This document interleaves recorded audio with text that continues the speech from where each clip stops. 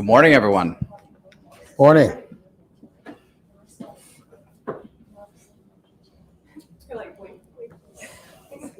Just wait for Maggie and Steve.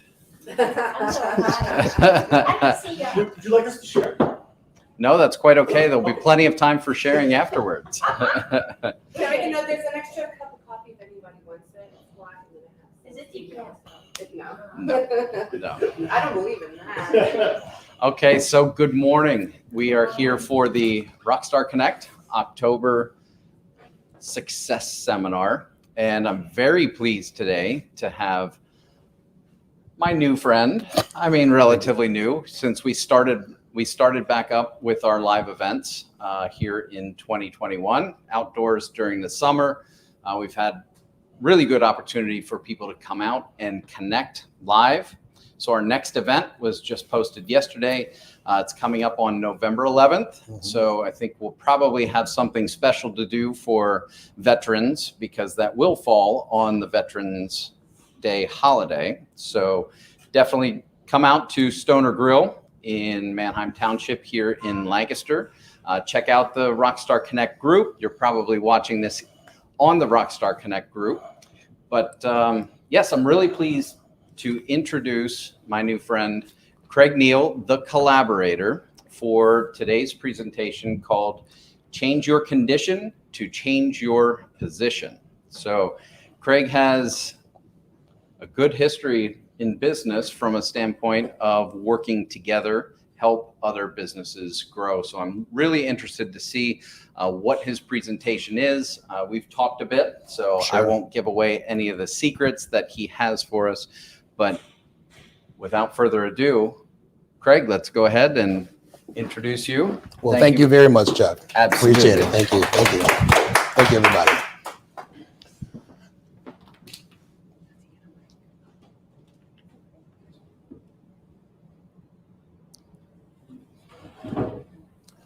Just a moment here.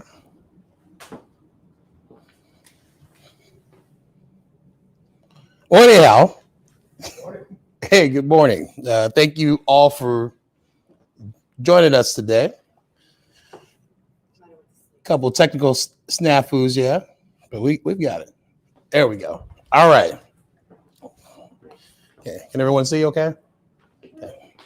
Well, as Chuck mentioned, my name is Craig Neal. I am the Collaborator, and I wanted to welcome you all to change your condition to change your position. And it's one of my trademark approaches, one of the means as to how I conduct business, but more importantly, how I work with leaders.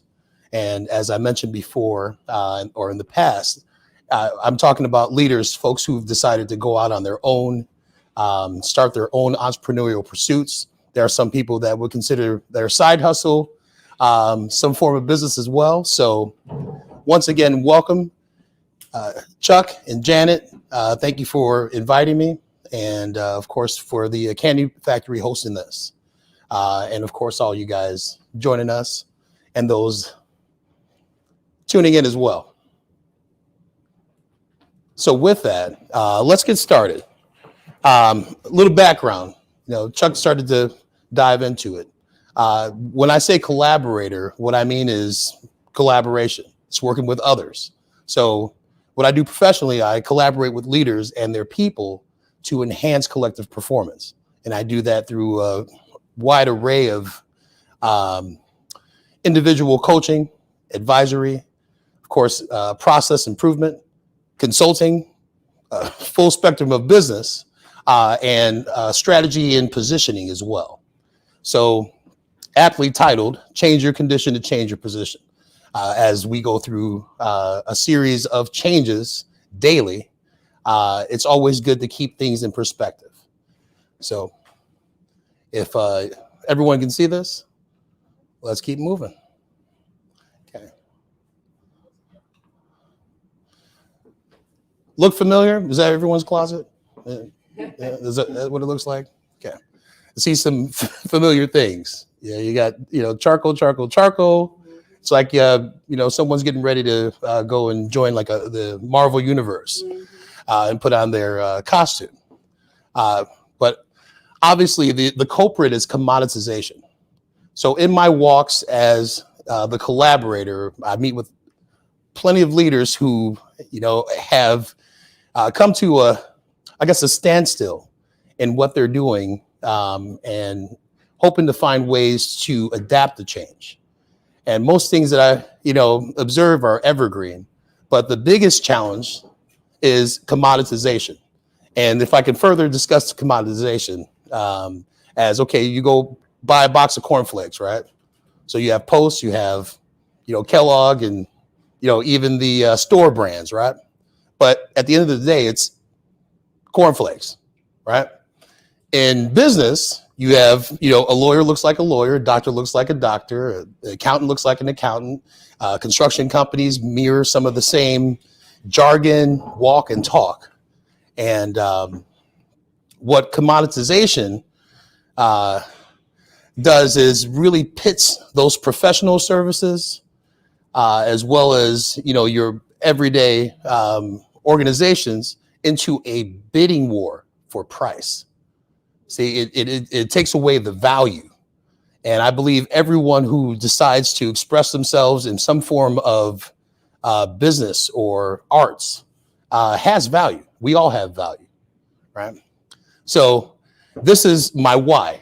I'm hoping to be a crusader and collaborate with leaders to, of course, stop commoditization, or at least help it. The challenge is that a lot of folks don't really put in the effort to stand out, right? We follow the standard within our industries, right? Okay, well, this is the way I'm supposed to be. This is the way I'm supposed to present, my offerings. This is what, is expected of me, without realizing that there's something special about each and every one of us. The change is constant. The condition, I don't know. I don't know what every one of you face. However, when we dive in and we peel back layers, we can identify things. The position has a dual meaning. One is getting that person, that organization, that leader where they need to be, right? Or where they want to be. And then the other thing is making sure that there's a way to express it. So when Chuck and I were going back and forth as far as finding out, or deciding on what I could share with you all that would offer immediate value and perhaps some actionable steps, I thought about, okay, so what do most of my clients deal with? What are the things that they run into? And so I broke it down into 3 nuggets. We're going to talk about the leader's mindset, which is the foremost important aspect of it. We're going to talk about culture, right? Whether you have, one person working with you or you have 1 million people working with you, right? And I say working with you, not for you, because they choose to work with you. And then, the next step, of course, is branding, right? Effective branding or better branding. So let's dive into it. Let's talk about the mindset. Now, with the previous slides, I talked about commoditization.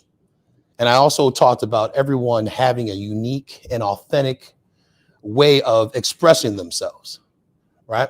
To our DNA, our fingertips. Everyone has a different fingerprint, right? We're bringing different things that we've learned and that we've experienced to the things that we do. And if we're thinking about the things we do professionally, we're talking about making sure that we identify the uniqueness within.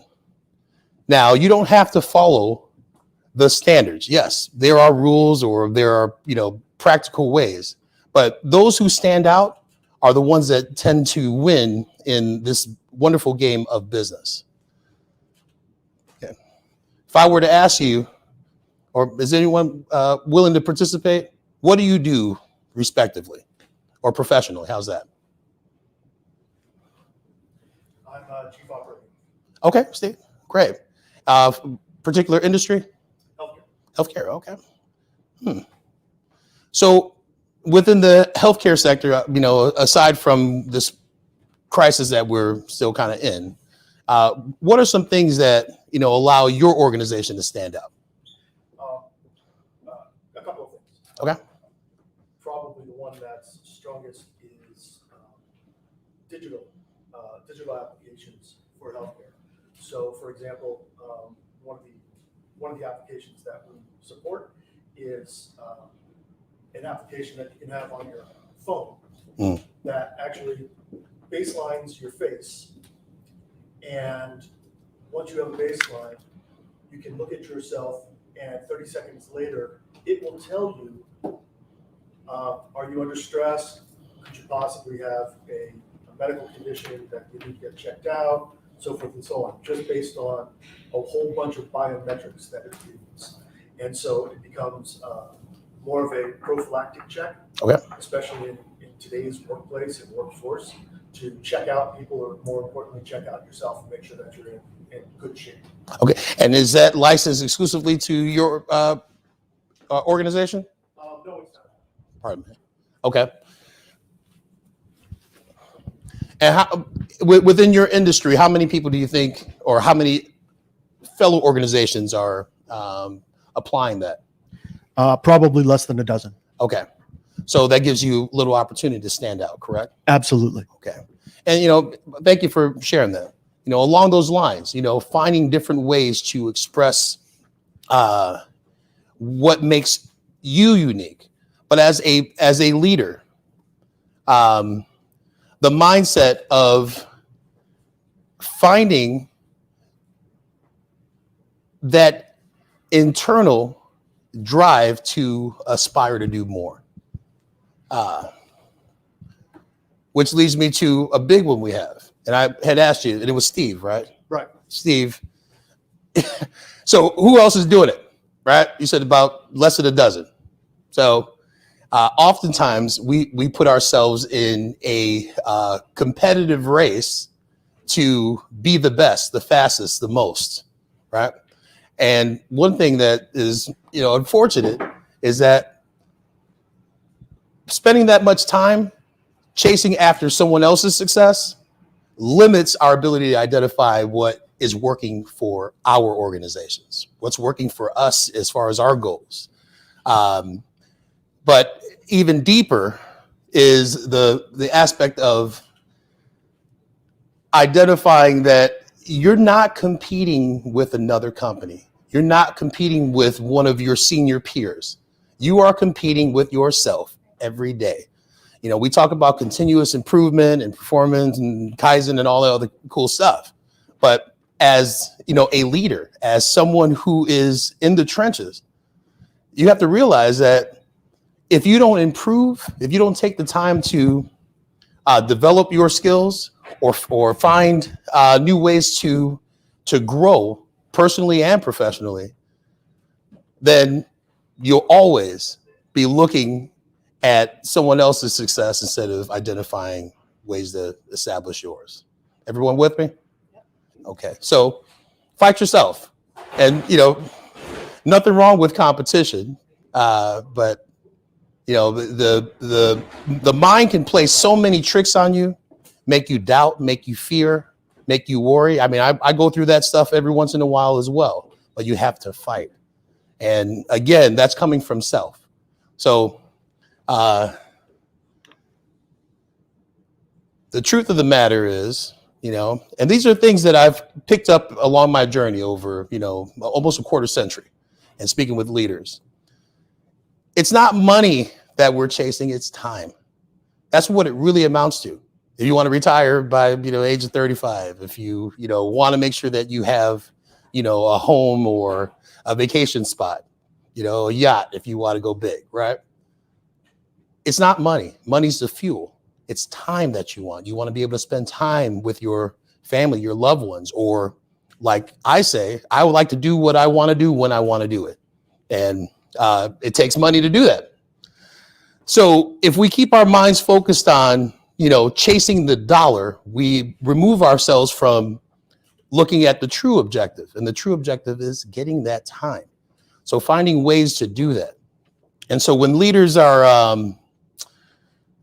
in a pinch, and in these times, some people are getting the axe, Executive incumbency only lasts as long as, you deliver results. We got to stop making excuses about the pandemic, right? We still have to put the work in.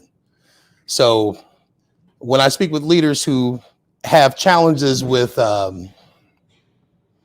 not meeting their goals, or things aren't as profitable as they need to be, the worry isn't so much, oh man, if I lose my job, I'm not going to be able to, pay my mortgage. The focus should be, hey, if I don't do what I need to do, I'm going to miss out on time. Time is the goal. Time is your wealth. So if you fellow leaders, if you can focus on time, I assure you, you'll have better success than just chasing dollars. Okay. Everyone with me? Yeah. All right. And let me just be honest. I don't do this kind of stuff. I usually have intimate engagement with the leaders. But, after talking with Chuck and Janet, there are some essential things that I thought would be helpful. So as I'm thinking about ways to share this with you, bear with me, everybody. Okay. All right. So let's talk about culture lives within people, right? Another one of my trademarked approaches. This is a big one, because as I said before, people choose to work with you, not for you, right? And we've all come through I would assume everyone has worked for someone before, right? Right. So we're all like, refugees from that, that herd. And a lot of terms that we hear, like, execute, even executive or deadline, those are all military terms, right? It was strategy. Right? And unfortunately, a lot of people have carried over through multiple generations this whole notion of them and us. And sorry to pick on you, Steve, but you're COO, right? So yeah, there's already a disconnect. Typically, just by dint, it happens. It's like, okay, well, the folks in Taj Mahal I've heard before, or the brass. Culture is one of the most misunderstood factors within the organization. Actually, it's actually my favorite to discuss and to dive into. It's all about people. And we're seeing this right now. Folks are deciding to walk out, or they want to change their profession or start a business. Woohoo.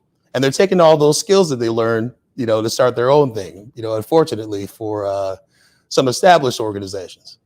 The reason why you're not seeing a lot of folks come back to work is due to the environment and the culture of the organization.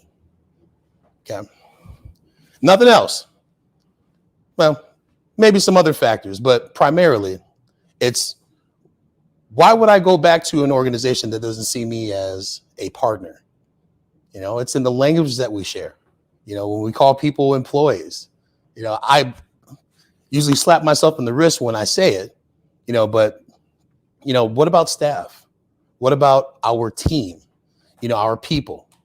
I respect leaders that are conscious or cognizant of that, and they make the effort. But culture lives within people. In most cases, picking on you again, Steve, there are more of them than there are of you folks who actually, have senior level management. So they get to dictate the culture if they rally together, and then they form subcultures. Right. And those subcultures will, eat you up, because then, we've got a lot of arranging to do. So let's dive into some practical things associated with culture. Okay. Someone asked, what's the culture like? Right. If you ask, let's say 5, 6, 7 people, what culture is, not necessarily what the culture is, what the culture climate is at their respective organization.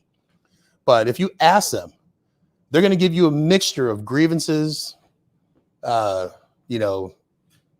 wins and losses. But even more so on a leader standpoint, we should look at culture as the way we hire, fire, train, and explain. Right. So the hiring, if I've got a mindset that's focused on chasing time instead of dollars, if I have a mindset where I know that the competition isn't really the competition, so I'm not being extra competitive and pushing my people to work hard so I can beat the next company in my industry. And I also realize that we have something unique, then I'm going to craft an organization's culture that is conducive to those things. Okay, reaching those goals of, like I said, time. When you're searching for people to join your organization, you want them to have similar attributes, but you also want them to have differences. Or people are pushing, of course, diversity, inclusion, and things of that nature. That's great. But I believe in cognitive diversity. Cognitive diversity helps us come up with ways to innovate, as opposed to just meeting some type of policy or complying with, some form of rules, right? Thinkers is what we need, and we need doers. And when you really champion that type of culture and environment, you have more successes, or you have ways to further position yourself to be the front runner or be different. So hire, fire, train, and explain, right? So if someone doesn't meet or fit the attributes of your culture, is the first thing to do, is it firing them? Is that the first thing we do? No? What do you think, Janet? Hire, fire, train, explain. Listen. Yeah. that's a start. Yeah. So I mean, not in that sequence, but culture is about finding the right people, getting rid of the people that are not, meeting, their end of the bargain and working with you. Explaining, taking the time to communicate it over and over and over and over and over. And then the training, right? The way it works is if you ask someone, and this isn't my material, but I'd like to share it. I read, if you hire someone and they're not performing the way that you like them to, ask yourself this question: would this person be able to do it if their life depended on it? Right? If yes, right, then it's a behavioral thing, right? Behaviors, which we'll get into, mission, vision, value stuff. And if they can, or they can't, then it's a skills thing, right? Something we need to focus on and develop. Most people who have been let go from a position, they know it. They know it's coming, right? Whether it was a warning or write-up or whatnot. But when you take the time to explain and invest in people, they feel more valued, right? You got to take care of your people. But if we're just saying, okay, you're not performing, bye, see ya. Then how do we stand out? How are we different? Yeah. So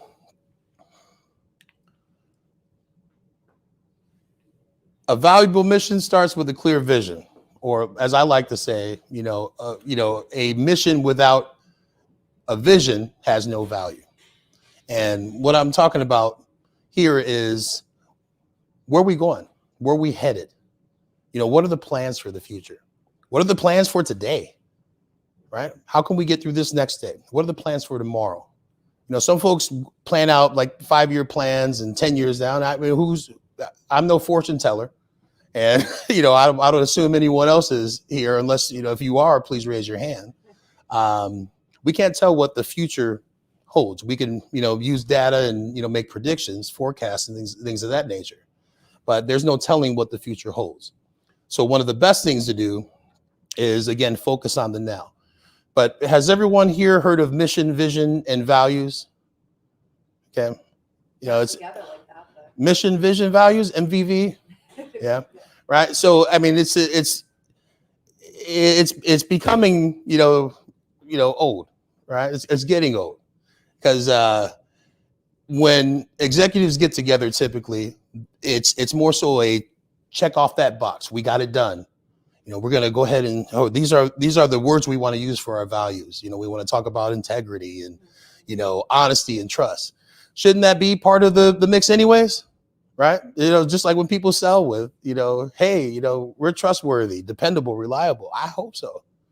Please be, because, what you want to do is find these things that help you identify. So in a lot of cases, when we're working on corporate strategy, and corporate culture, it's a checkbox. We got this done. That's done. No worries. All right, let's push it out there and let's send everyone, an email that lists what we've come up with. Sadly, they don't really jive with, the rest of the organization. Effective leadership is making sure that you source the people who are actually working with you, the folks on the front lines, middle management, even customers, and identifying what great attributes you have as an organization and how you want to keep them there. And that'd be a great way to decide on, what those values are. The mission is basically, your purpose. What we're here for. Steve, I'm gonna play on you again. Healthcare, right? We're here, of course, to make sure that people are healthy. And provide, services gather around that. I don't know what your, MVV statements are because you haven't identified the company, but that's okay. But the mission and then the vision should be much clearer, right? And so clear that you can share that with the rest of the team. Remember, I was talking about that hire, fire, train, and explain, the explaining, communicating it, right? And even more so, setting up, attainable and accessible ways for people to see that. Now, we'll see banners in the lunchroom or the cafeteria or, every piece of marketing material we have, or internal stuff, and we're looking at it and it'll say, play fair and be nice and all these, like I said, buzzwords. What's going to help you stand out? And I speak to those who don't necessarily have people as, on their team, right? You probably want to start embodying, some of these, values, some of,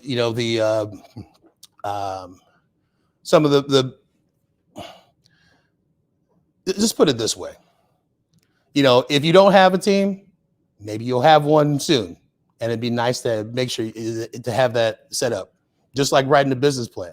If you haven't gotten to low with that business plan, doesn't mean you throw it out the window. You hold on to that business plan or you work on it, you tool on it.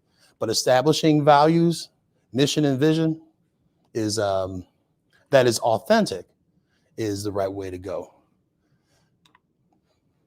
And about those values, about that vision, as a leader, you're the exemplar.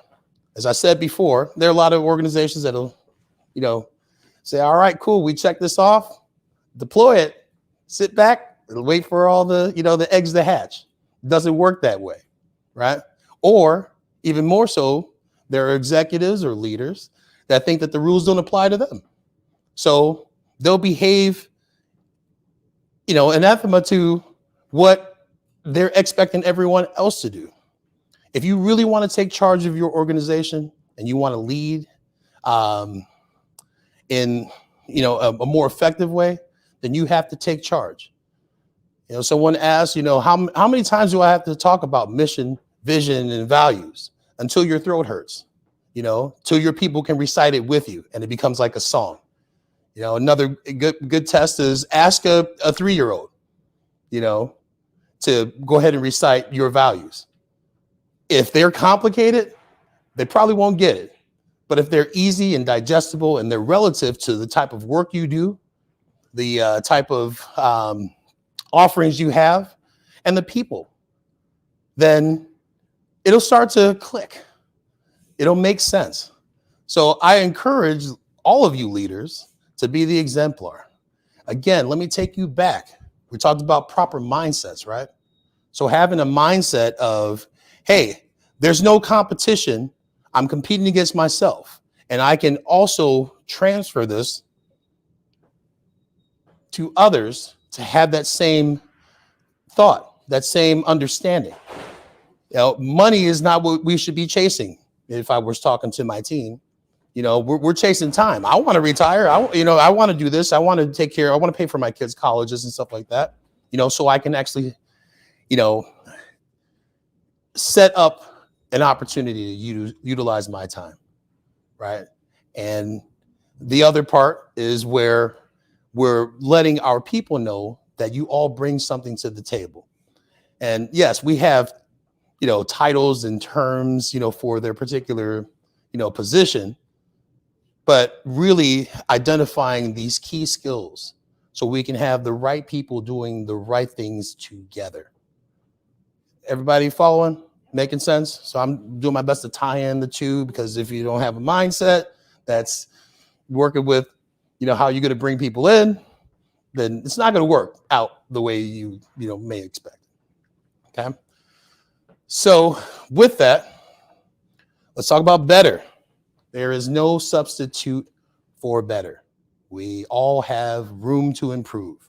Myself, any government official, any rocket flying billionaire, we all have an opportunity and plenty of room to improve.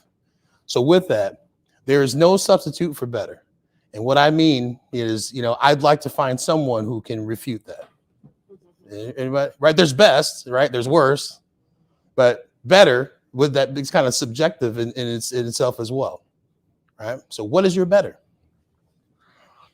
In this case, I'm talking about innovation, but even more so, better branding. So we talked about getting the mindset right, getting the people right. How do you tell everyone about it? How do you express it? What came to your mind when I said brand, guys? Design, graphic design, or something like that, right? Right away. We think of the aesthetics just immediately. Like, oh yeah, logo. Yes. I saw the billboard and, all these other like marketing tactics, right? It's more than good looks.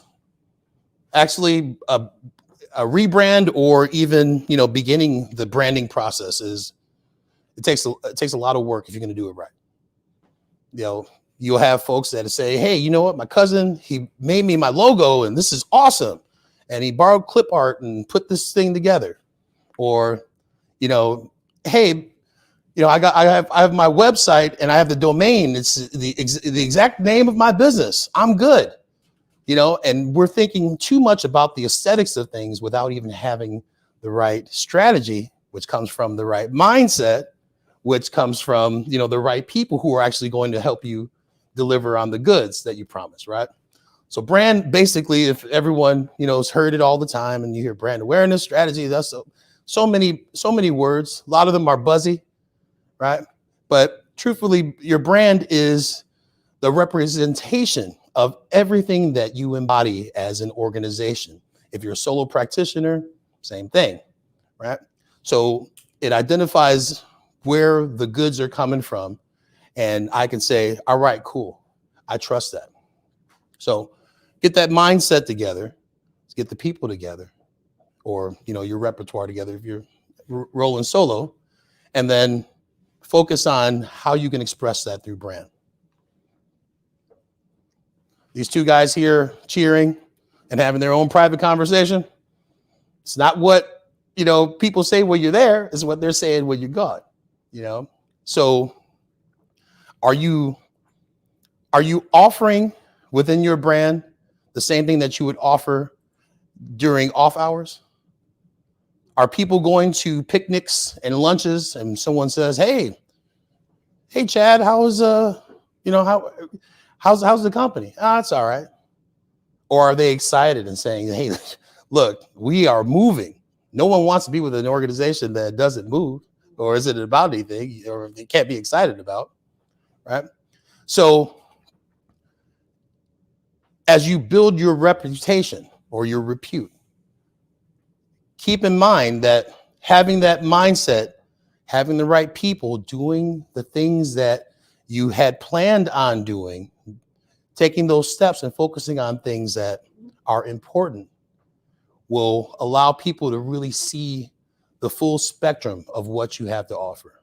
So when commoditization hits and you're having challenges, it won't be based off of price, it'll be based off of the value that you bring. And an important note, as we are looking for people to join our organizations and get back to work, or if we're going to do this hybrid stuff or whatever, they're picky and choosy off of what your organization represents and stands for. You know, what does it look like? Well, sure. What does it feel like inside? Culture, right? And what is leadership like? You know, what's the goal? What's the mission? You know, where are we going to go after that? Let alone your people being excited about what you represent as well. Okay, everybody following? All right, here's the big one. You know this guy? You might need protection, right? So I talked about the aesthetics of brand and, you know, how, okay, well, we have this logo that we pull from clip art. We're using this font and to express what we're doing. And, you know, we're out there saying, you know, hey, I'm the real deal, or, you know, we are such and such and such and such. What I've identified is a lot of businesses haven't taken time to protect their intellectual property. So you have all these things that you're doing. You got the right mindset. Look, I'm not chasing dollars. I'm going to chase, you know, my opportunity to enjoy my discretionary time. I'm going to, you know, make sure that I'm not focused on competing with, you know, a competitor that I really, they're not my competitor. It's some group of girls in their garage that are come up with something better than what I offer, right? But they're not on the radar yet. Or, you know, even more so, you know, identifying what makes us unique. So without giving you the full run of, you know, trademark protection, you know, I'm just going to break it down. Your trademark, right, means that, and I'm talking about federal trademark protection, not talking about your local trademark, you know, or your state trademark. I'm talking about protection in all 50 of the United States, right? Meaning that you're the only one who can say that, your organization is the only one who can use that, and you use it ultimately to sell, to market, to exploit what you are offering, right? And when I say exploit, I'm not saying it in the negative connotation. I'm saying go ahead and do it. If you haven't noticed, I kind of threw like 3 or 4 or 5 of mine in here, right? Right? I can use that. I'm the only one who can say, change your condition to change your position. You know, Chuck can say it, and Janet can say it, you guys can say it, but I mean using it in the means of commerce, right? So it allows, you know, the opportunity for me to stay on top of it, provide some unique, you know, meaning behind it, but even more so, gives everyone the understanding that it's coming from this source, and you all can do it as well. Some people will seek, you know, a trademark attorney or, you know, an intellectual property attorney. Good idea. No worries about that. But come up with something. Another little tidbit I want to share. So it's an actual court case that you'd have to go through, but you don't actually have to be in court. The process is anywhere between 8 months and 12 months. And if you come up with something that is identified as unique and not generic, right? You might have an opportunity to protect your brand, but it's the epitome of a brand. So whether it's your name, whether it's the organization's name, a process, but I'm going to give you guys a sweet nugget. This is what I do with my clients. I help them with their MVV, their mission, vision, values, protect that as well, right? So it's unique to the organization. It's another way to stand out. But that's all I'm going to give you on trademark protection. So with that, I guess this kind of concludes it. Again, my goal is to help inspire you because motivation is intrinsic. I hope that this was valuable to you in this little short run.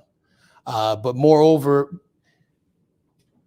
if you have the right mindset, you have the right people, and you have the right means of expressing it, then I guarantee you'll see some success. My name's Craig Neal. I'm the collaborator, and I appreciate you guys taking the time to meet with me. Yeah. So Craig, I think we've got a lot of time for questions, right? All right.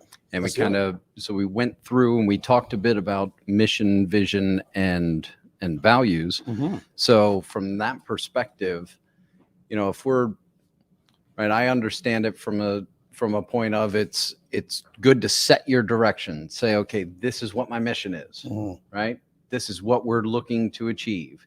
And here's my vision of how we can do that, out into the future. And here's what we base what it is that we do on these values, right? So core values, if you will, that yes. it tells you this is how we're going to do it to make sure that we're delivering what we expect. So a lot of solopreneurs, entrepreneurs, kind of whether it's side hustle or not, right? They're all leaders. All leaders. Mm-hmm. But from that aspect, it's important, but could you give some examples for someone to, create that type of mission? Let's say they're a caterer, right? They're looking to start up a catering business and build that and grow that, right? So what could be some examples of what that mission and vision could be? And of course, it's all going to be it's subjective because it's down to the individual, Sure. But maybe if we talk a little bit about examples and why it would be important for that individual startup to apply that. All right. So let's go ahead and go on that industry. So let's say a caterer, right? So caterers, the primary objective is to deliver healthy, great tasting food that everyone would enjoy. That would be the goal, right? So in order to accomplish that goal or that mission, and you don't have to do mission, vision, values. You don't have to do values, vision, mission. You can mix it up any way you want to. Just make sure that they're established. So on a value standpoint, what's important to the leader in reference to accomplishing that goal, right? Delivering healthy products that are tasty and people will enjoy. Well, cleanliness, right? That would be a big deal. So they'll have a better opportunity to provide, that nourishment. Efficiency could be one, right? So we're efficient in the way that we put these meals together or the portions together. And I mean, we can go on and pick these things, but mind you, they don't have to be efficiency. You can change the wording that meets and adapts to the people within your organization. That's what I was wanting to, embellish. It's like, so instead of efficiency, good old stuff, right? And everyone can say, yeah, good old stuff. And everyone knows what that calling is.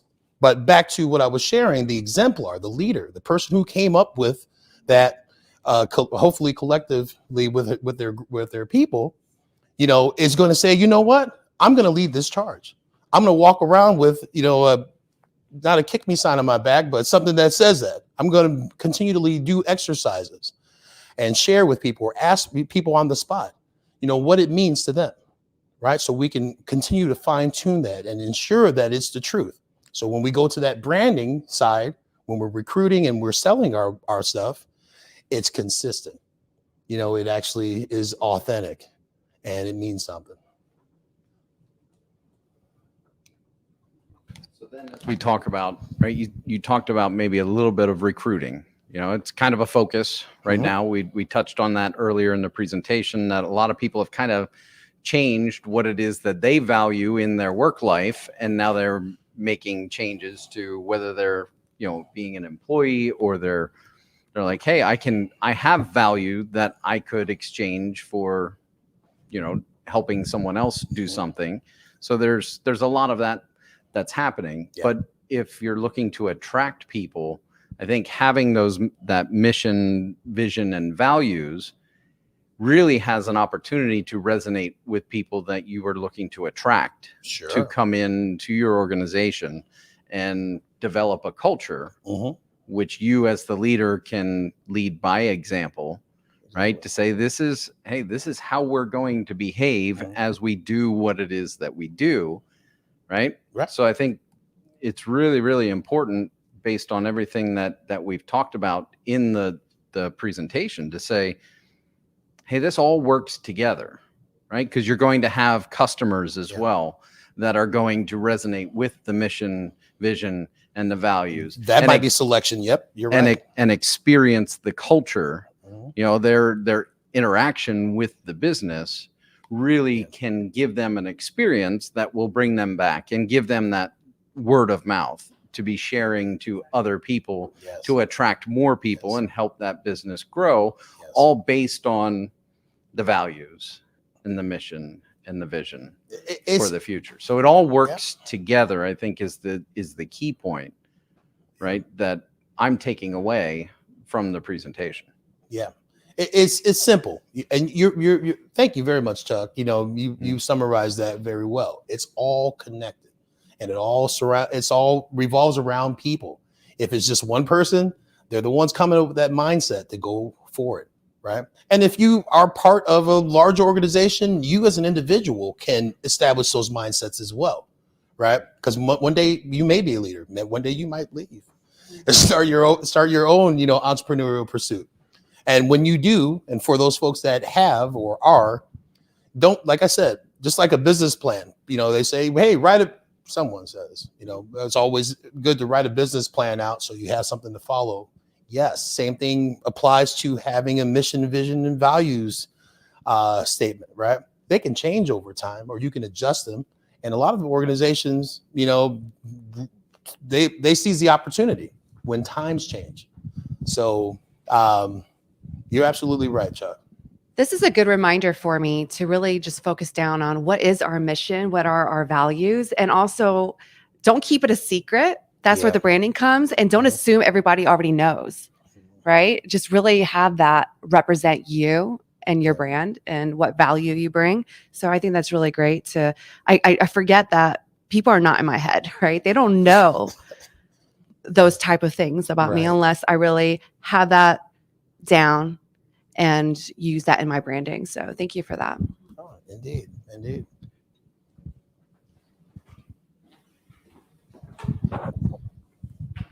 Okay.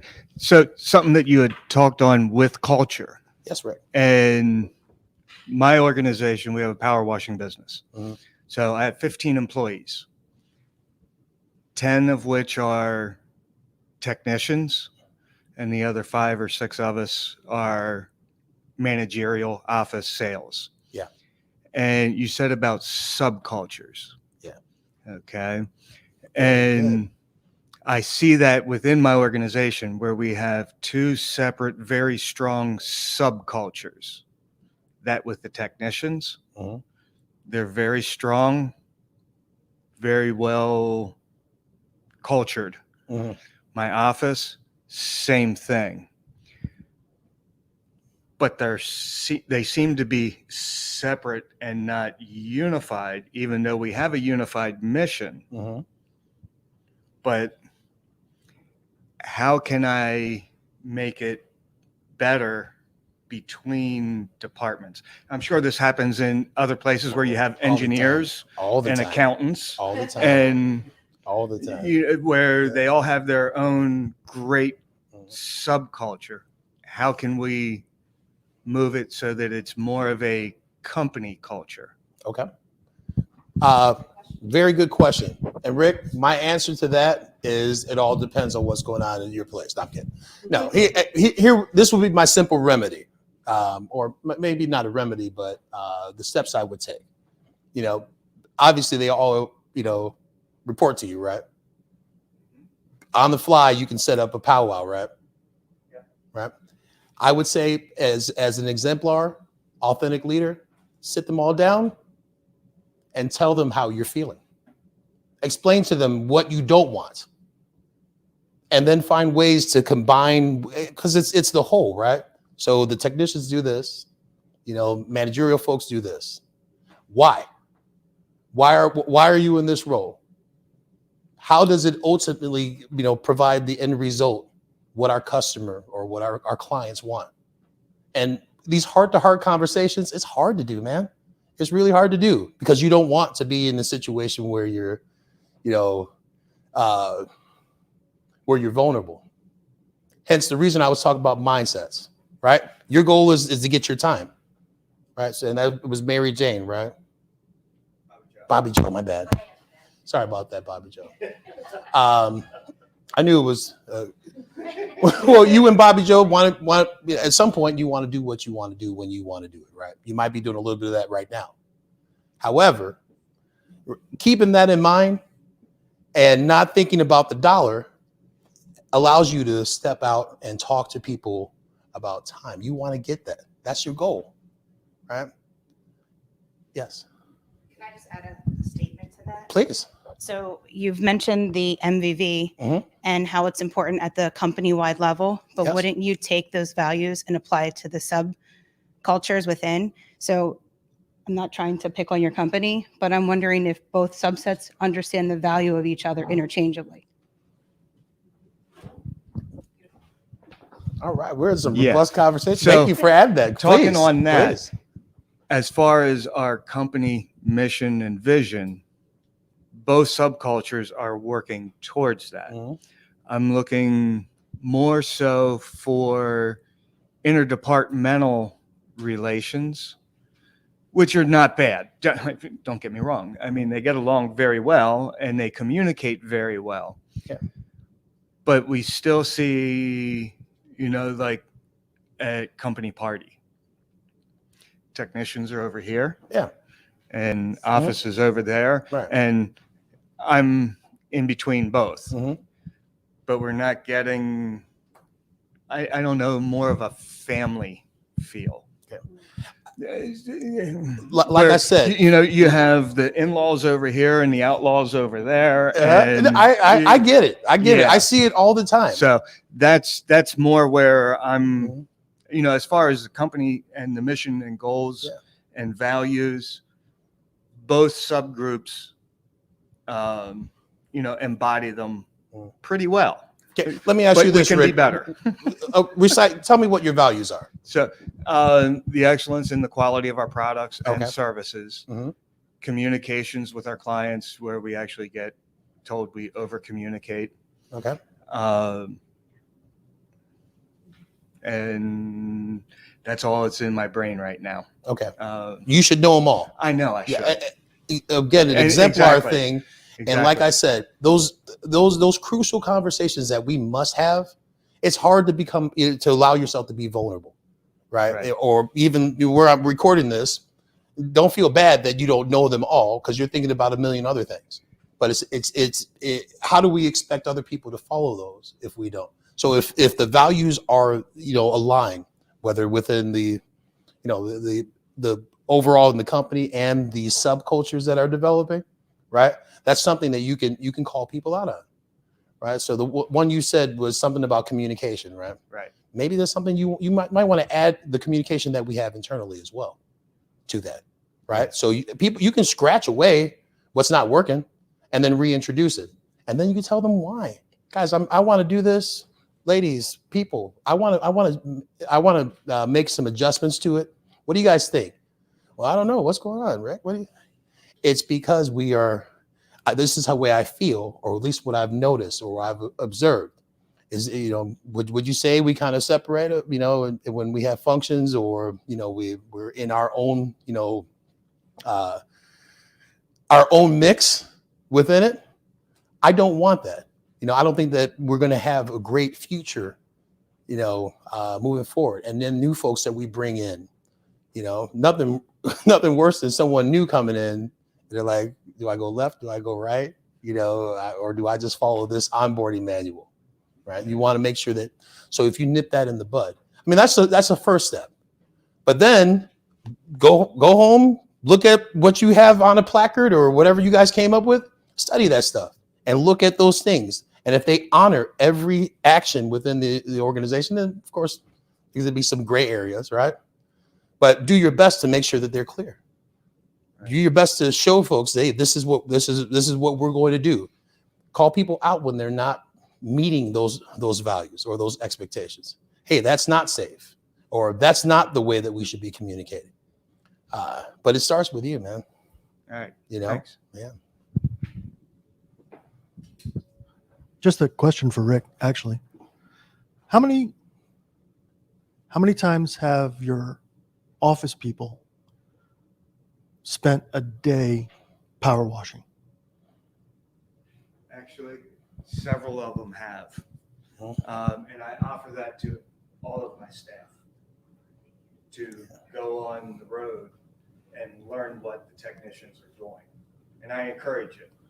So maybe rather than offering and encouraging, make it mandatory, because there's something to be said having led integrative teams, or more importantly, forcing teams to integrate and understand everybody else's stuff. The other thing is, how many times have your power washers spent a day in the office learning the office teams stuff?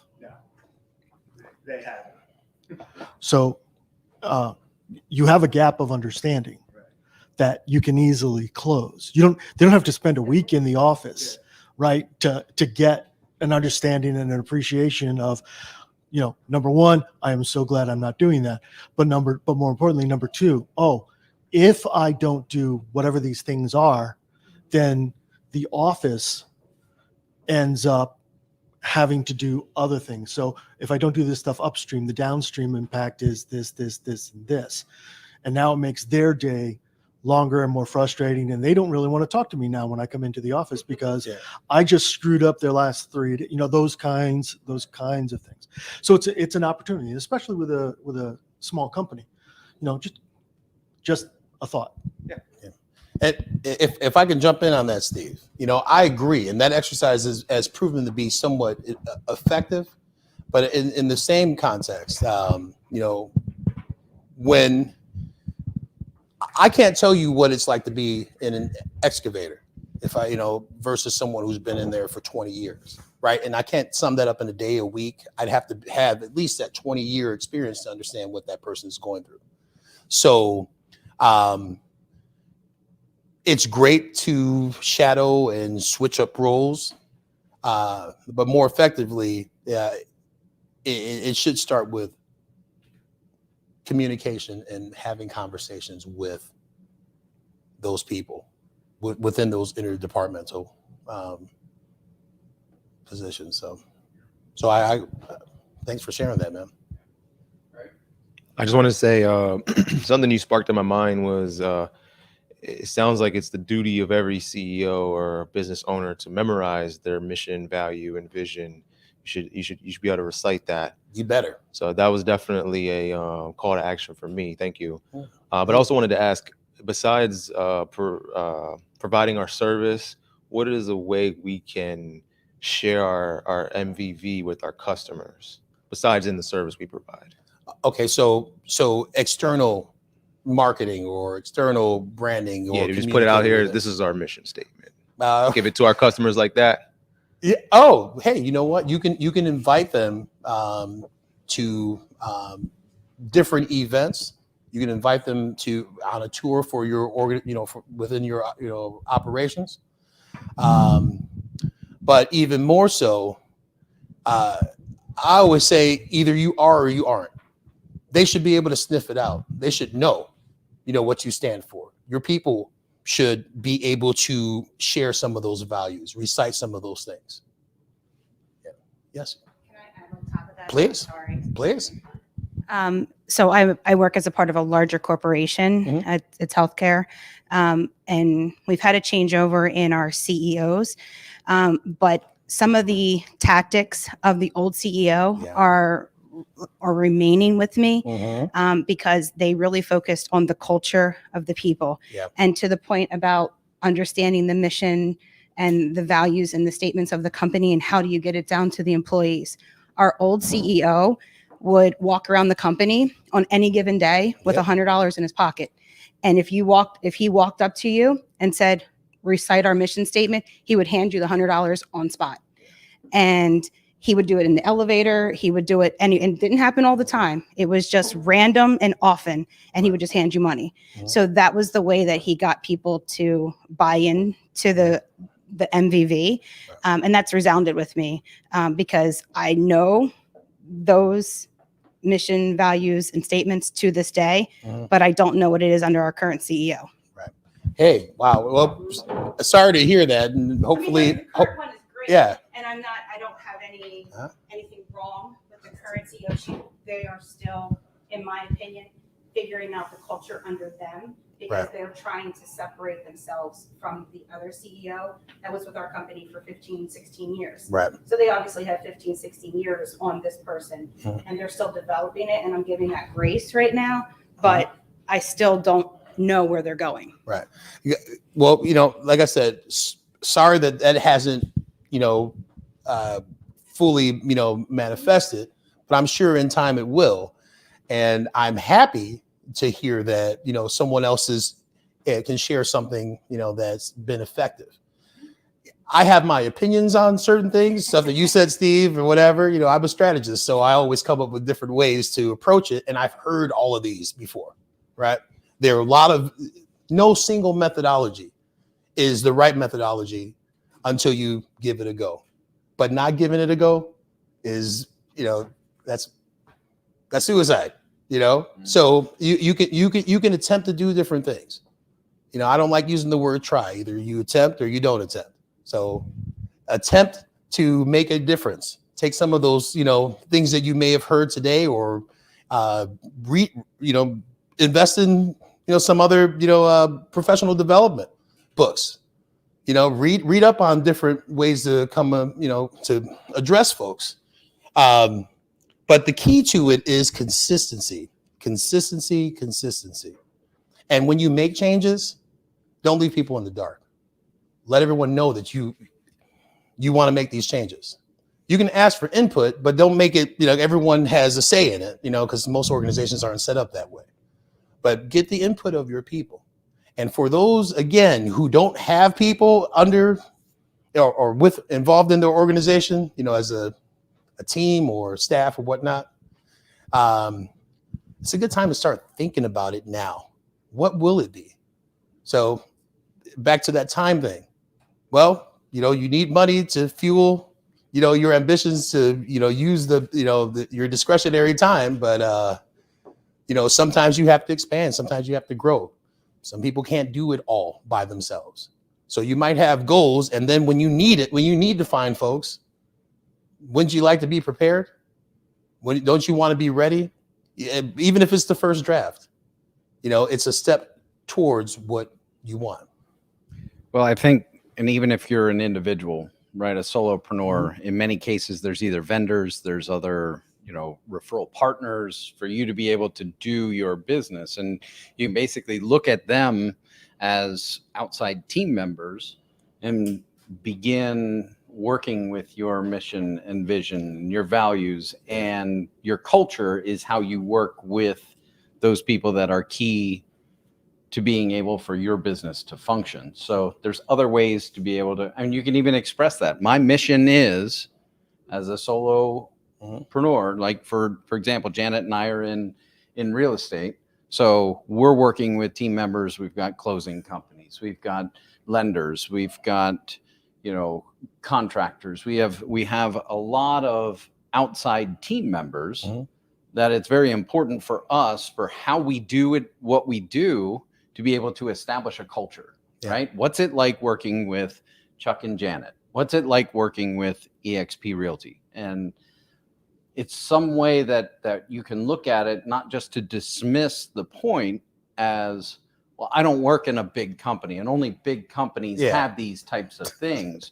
You can apply it to what it is that you do in all ways. So it's, and I don't want to use the box reference, but don't box yourself in thinking, well, that doesn't apply to me because I'm not big enough yet. Mindset. That's why I talked about. You think big, take risks, and don't just stick with the status quo. Or, like I showed commoditization. Everyone's wearing the gray shirt, so this is what is expected of me. Well, I might as well fall into that box if we reference it that way. Think bigger. Think ways to identify yourself as something unique. Your organization is something unique. Your offerings is something unique. And make sure that you can deliver on that. It's going to take your people. I don't care if you have the best widgets and technology to, automate X, Y, and Z. You still need people for it. So make sure you focus on your people, invest in your people. And if I can add one more thing, because your question was like, okay, how do I show folks? Again, that vulnerability that we were talking about, right? So if you want your customers or your clients to see, what you stand for, what you represent, it's okay to ask them. Because if you're not chasing the dollar, if you're not, focused on who your competition is, you can ask competitors what they think. Why not? What are they going to do? They're going to keep on doing what they do. But you get a feeling and a sense of what works, and if it's not working, who says you can't amend it? Who says you can't retool it? And every time you retool it, communicate it. Yeah. Any other questions specific to the presentation? Okay. Craig, thank you very much. Thank you, my friend. I appreciate Absolutely. you, Chuck. Thank you. Thank you all. Absolutely. So I'll just wrap things up here. So again, as I mentioned at the beginning, we do have our next Rockstar Connect Mix and Mingle monthly business networking event coming up on November 11th at Stoner Grill. So definitely check in the group. Make sure that you register.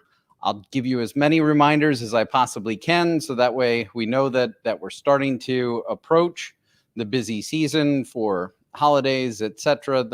Those things are coming up, and since the event does fall on Veterans Day, we will be recognizing veterans at the event. So all you veterans that are out there, come on out on November 11th to Stoner Grill, and we look forward to connecting. And we'll have future success seminars here at the Candy Factory located in downtown Lancaster. Thanks again to the Candy Factory as our sponsor.